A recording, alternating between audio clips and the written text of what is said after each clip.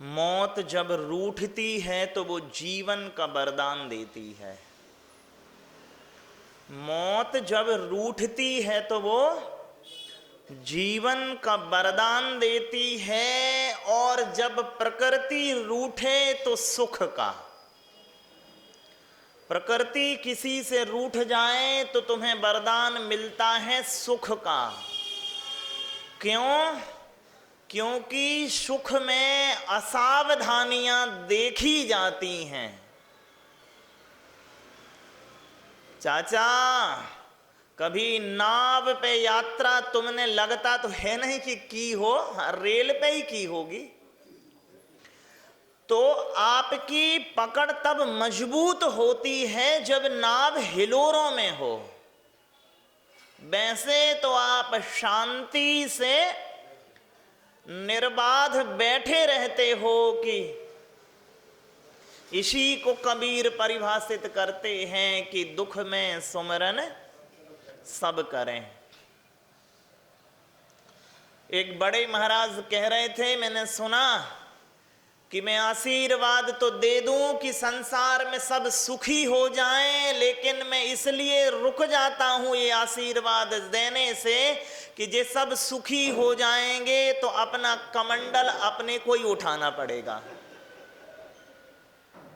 क्या? अपना कमंडल फिर अपने को ही उठाना पड़ेगा। ये दुखी हैं इसलिए जुड़े हैं, क्योंकि जो सुखी होने की दिशा में गए उनके साहित्य में तो ये कहा कि धर्म अफीम है। धर्म अफीम है, और जितनी अधिकता से नास्तिकता बढ़ रही है पश्चिमी जगत में, उस अनुपात में पूर्वी जगत में नास्तिकता नहीं बढ़ रही है। तो जब प्रकृति रूठती है तो साता का वरदान मिलता है। हम और आप यहां बैठ के मैं चर्चा कर रहे थे असाता के बंध की और साता के बंध की, कि कौन से बे भावात्मक व्यवहार हैं, कौन से वे वचनात्मक व्यवहार हैं, और कौन से वे क्रियात्मक व्यवहार हैं जो असाता के हेतु के रूप में सामने आते हैं, और कौन से साता के हेतु के रूप में सामने आते हैं। तो महाराज साहब ने कल और परसों जो अपन ने चर्चा की थी वो की थी दुख शोक ताप आक्रंदन वध परिदेव नान्यात्म परो भय स्थानान्य असद वेद्यस्य, कि शोक करना और दुख करना और ताप आताप करना, आक्रंदन, वध और परिवेदन जो है ये असाता वेदनीय के बंध के कारण है। और एक और बात चाचा, आप पुण्य जीव हैं या पाप जीव हैं ये इससे तय नहीं होता है कि आपके पास क्या है। ये इससे तय होता है कि जो आपके पास है उसमें आपकी संवेदना कैसी है। पुण्य जीव और पाप जीव अपने संवेदनाओं से वेदन से तय होता है मां कि आप अभी किस चीज का वेदन कर रही हैं। इससे तय नहीं होता है कि आप पुण्य जीव हैं या पाप जीव हैं कि आपके पास क्या है। चाचा, 1 किलो सोने का भार सुख देगा कि नहीं देगा? सुख देगा। और मिल जाए तुम्हें 100 किलो सोना तो उसके बोझ सुख देगा कि दुख देगा? बताओ।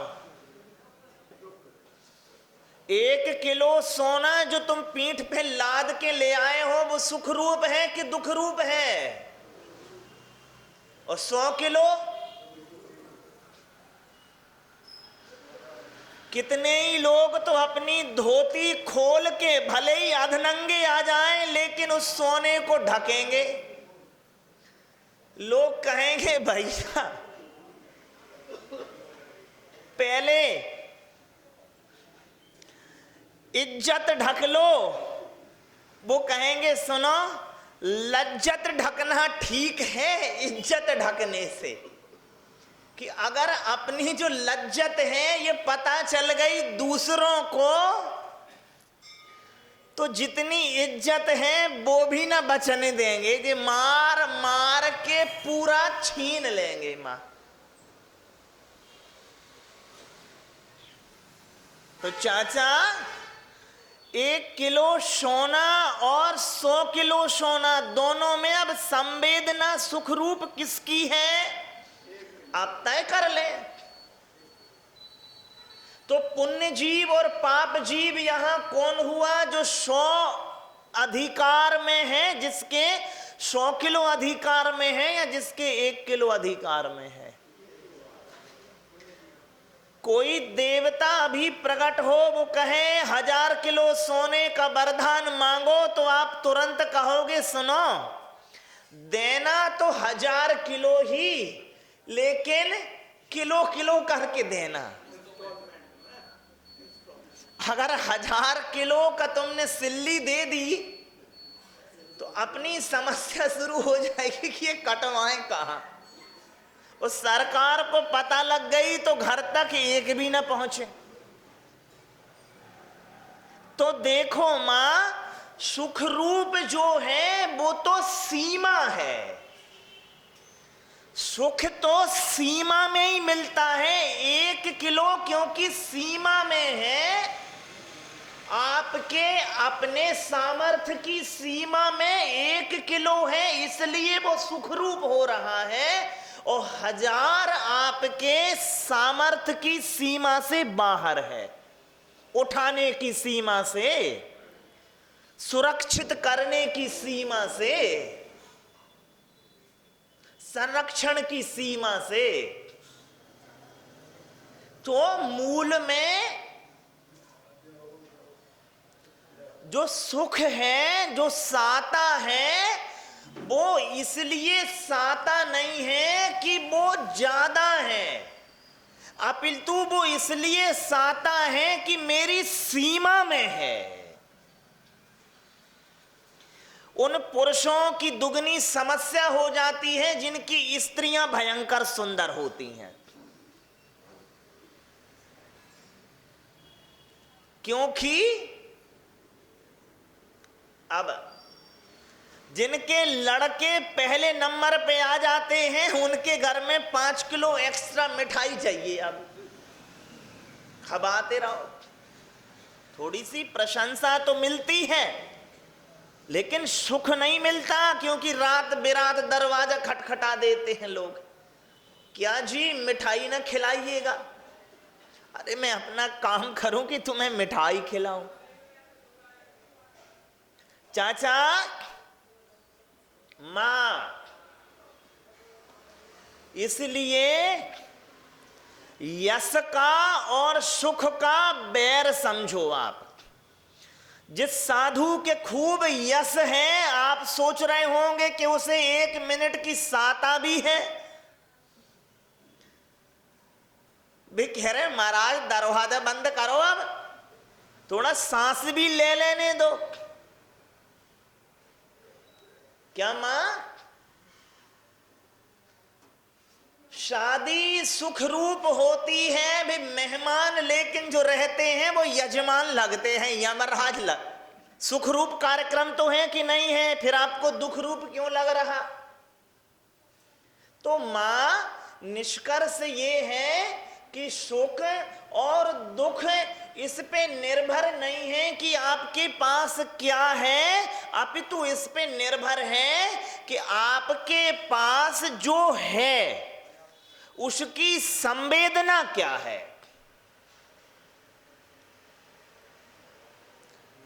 किसी को छोटे बच्चे जो जेब में भर लाते हैं कंकड़ पत्थर, वे भी सुखरूप होते हैं, और उन्हीं के पिताजी के जेबों में गड्डियां भरी हैं तो वे सुखरूप नहीं है मां। क्यों? क्योंकि संवेदनाएं हैं कि आप उससे कौन सा सत्व ले रहे हैं। सत्व किसे लेना है? हमें सत्व लेना है, तो उसे उसमें आप सुखरूप सत्व पा रहे हैं या दुखरूप सत्व पा रहे हैं। किसी का एक्सीडेंट हो जावे, अब मेरे एक जानने वाले का एक्सीडेंट हो गया, वो तीसरी मंजिल से नीचे गिरा।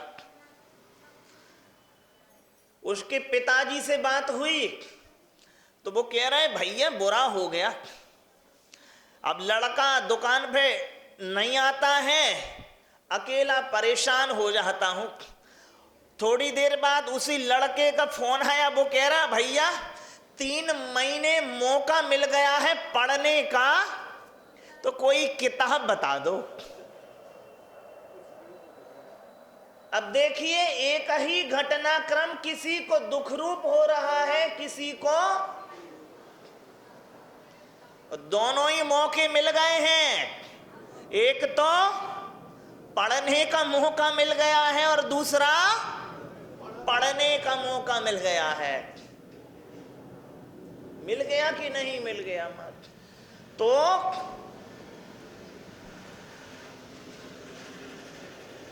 जब हमारे यहां कोई मरता है या संयोग वियोग जो है, तो इस अर्थ में भी देख सकते हैं कि कोई चला गया, इस अर्थ में भी देख सकते हैं कि चलो एक कमरा तो खाली हुआ। इस अर्थ में देखने तो हमें ही है कि नहीं है। क्योंकि महाराज साहब लिखते हैं ना, महाराज साहब पूज्यपाद स्वामी लिखते हैं, यदि रोने से कोई लौटते तो फिर मोहल्ले को रुलाओ। आपके रोने से फिर पुनरुज्जीवन संभव होता तो फिर मोहल्ले को रुलाओ। तो आज की ये चर्चा नहीं है, ये कल की चर्चा थी कि शोक और दुख जो हैं वो असाता के बंध के कारण बनते हैं मां। तो हमको शुभ हमेशा अपने को साता रूप रखो मां। किस रूप रखो? साता रूप। कोई पूछे क्यों तुम दुखी नहीं हो, वे मर गए, अरे मैं तो जिंदा हूं। ओ मां देख लो, जब माँ बाप ही न रहे तो लड़के बच्चे कितने दिनों तक रहेंगे बताओ? जब मार्ग ही यहां ध्वस्त हो रहे हैं तो मार्गी कितने दिन तक टिकेंगे? माता पिता तो मेरे मार्ग थे कि नहीं थे? जब मार्ग ही अस्थायी ठहरे तो मार्गी कितने दिनों तक टिकेगा? शोक का तो सवाल ही नहीं। अच्छा हुआ माता पिता जो गए, वो तो ये देखे गए बेटा जब पिता ही स्थायी नहीं है तो पुत्र ही कितने दिन तक स्थायी होंगे। चाचा, पेड़ के लिए जरूरी है कि बीज मर जाए और पेड़ बाद मरे हुए बीज का शोक मनाए कि बीज तो मरेगा तभी तो पेड़ पैदा होगा कि नहीं होगा। और फिर मरता हुआ पेड़ फिर नए बीज पैदा कर जाता है। यही तो श्रृंखला है कि नहीं है? और तुम पीले पत्ते को रोगे तो हरे कहां से आएंगे? और सब रोने बैठे हैं। 100 ग्राम असुआ सब पाले बैठे हैं कि तुम मरो तो तुम्हारे में इतने ड्राप बहाने हैं, जे मरे तो इतने ड्राप बहाने हैं। तो ये ठीक नहीं है माँ, अपने को दुख देना और दूसरे को दुख का प्रबंध करना अशाता का बंध कराता है। चलिए, समय खूब हो रहा, मैं ध्यान ही नहीं दे पाता हूं। आज है साता का सूत्र तो पढ़ ही लेते हैं हम। साता का जो सूत्र है वो ये है, भूत वृत्यानुकंपा दान सराग संयमादि योग शांति शौच मिति सद्वेद्यस्य। कि भूत वृत्य अनुकंपा, भूत मतलब प्राणी जीवन, तो जीवन की अनुकंपा और व्रति की अनुकंपा, भूतों की और व्रतियों की जो अनुकंपा है ये साता का बंध कराता है। किसका? चलो एक कहानी कहता हूं आखिरी।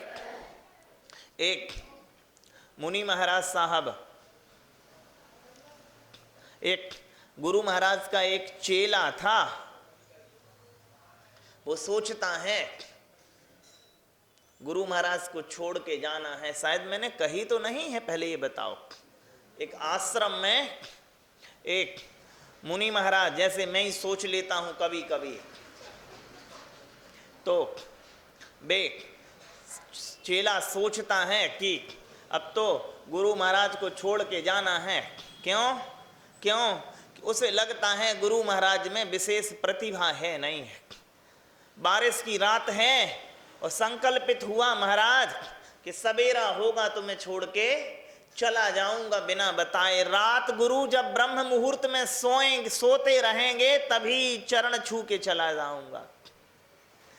हुआ यूं कि बरसात की रात में आश्रम का कोई दरवाजा खटखटाता है तो वही लड़का जो शिष्य है वो दरवाजा खोलता।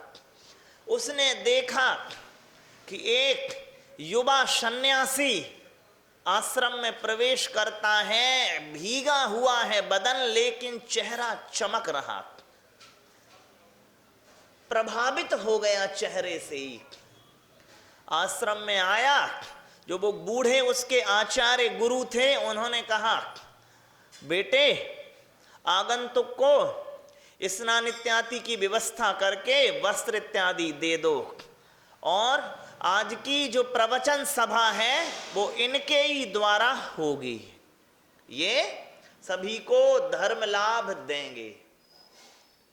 समय हुआ धर्म लाभ का, निवेदन किया। उसने बोलना शुरू किया आगंतुक ने, और ऐसा बोला ऐसा बोला ऐसा बोला, मां जो भागने वाला शिष्य था वो सोचता है देव भी कितना प्रबल है। मैं तो सोच रहा था किसी दूसरे गुरु की तलाश में भागूंगा, अरे मेरे भाग्य से यहां तो स्वतः गुरु आ गया है। वो तुलना करता है अपने गुरु के वचन कौशल की और आगंतुक की, कि गुरु हो तो ऐसा हो जो आया है। क्या निपुणता है इसकी अलग अलग विषयों पर। मुग्ध कर दिया पूरी सभा को, और शिष्य सोचता है कि मेरा गुरु तो जल के भीतर राख हो गया होगा। वो पछता रहा होगा कि क्यों मैंने निवेदन कर दिया इससे कि तुम कुछ कहो। उसने 2-2.5 घंटे धारा प्रवाह बोला और पूरा करता है तो जो आचार्य थे उनसे कहता है कि महाराज मैंने ठीक बोला। तो वो महाराज जो अभी तक मौन थे वो कहते हैं, बेटे मैंने तुमसे निवेदन किया था कि तुम कुछ बोलो, और मैं पिछले 2-2.25 घंटे से प्रतीक्षा में हूं कि तुम कुछ बोलो, तो तुम बोले ही नहीं। वो कह रहा मैं नहीं बोला तो कौन बोला? नहीं, तुम्हारे भीतर से शास्त्र बोल लिए, तुम्हारे भीतर से विद्वान बोल लिए, पंडित बोल लिए, ग्रंथ बोल लिए, लेकिन तुम नहीं बोले। और मैं चाहता था कि तुम बोलो तो मैं तुम्हें सुनूं। प्रतीक्षा में हूं कि तुम बोलो। तुम बोले का मतलब अरे अपने अनुभव रखो। ये तो वचनालाप है तुम्हारा। भावालाप की मैं चर्चा कर रहा था। वचनालाप तो टेप भी रिकॉर्ड कर दो तो कितना अच्छा बोलता है कि नहीं बोलता है बताओ। धर्मेंद्र से अच्छी स्तुति गान करता है वो टेप रिकॉर्डर। धर्मेंद्र तो कहीं का भी नहीं रहता। तो तुम तो टेप की तरह बोल लिए हो और मैं चाहता था कौन बोले, तुम बोले। और शिष्य जो था वो लज्जित हो गया और अपने गुरु के पैर पकड़ के कहता है कि मुझे क्षमा कर दो। किसके लिए क्षमा कर दो? अरे मैं कल तुम्हें छोड़ के जाने वाला था। सच में ही ऊंचे आला दर्जे के तो तुम ही हो भैया। भले ही तुम्हारे वचन व्यवहार अच्छे ना हो, भाषाई आधार अच्छा ना हो, लेकिन भाव अनुभव ऊंचे दर्जे के हैं मां। तो जो ऐसे व्रती हैं, ऐसे जो भूत हैं, जीव हैं, उन पे पूरे मन से अनुकंपा करो मां।